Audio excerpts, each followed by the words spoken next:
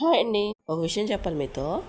ఏంటంటే నిన్న దేవుడి పేరు చెప్పుకొని ఒక అతనైతే వచ్చాడు. అంటే డబ్బులు కలెక్ట్ చేసుకుంటా ఉన్నారు. బండి ముందు వెళ్ళిపోతూ ఉందనమాట. వీళ్ళు వెనకాల డబ్బులు కలెక్ట్ చేసుకుంటూ ఉన్నారు.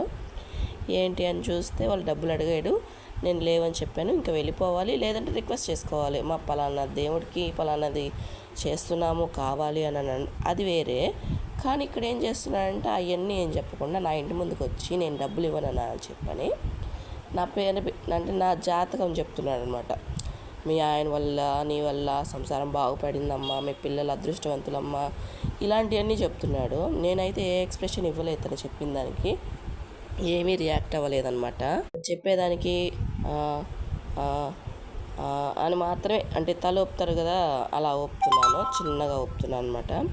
ఆయన లాస్ట్లో ఏమన్నాడంటే తట్టుకోలేక ఇంకా నా ఫేస్లో నుంచి ఎక్స్ప్రెషన్ కానీ నవ్వు కానీ కోపం కానీ లేదనేసరికి ఇంకా ఏందమ్మా గంగిరెద్దులకు తల ఊపుతున్నావు అని అన్నాడు. నాకు ఆ టైంలో నవ్వు వచ్చింది కానీ నవ్వలేదు. ఇంతకీ డబ్బులు ఇచ్చానంటే నేను ఇవ్వలేదు. తను వచ్చింది దేనికి, దేవుడి పని మీద ఎంతో కొంత ఇస్తే తీసుకెళ్ళాలని. కానీ తను చేసిన పని ఏంటి, నా ఇంటి ముందుకు వచ్చి నాకు జాతకం చెప్తున్నాను నేను డబ్బులు ఇవ్వట్లేదని. అట్లా చెప్తే అన్న ఇస్తారు అని. నిజంగా వచ్చే వాళ్ళని కూడా నమ్మట్లేదు.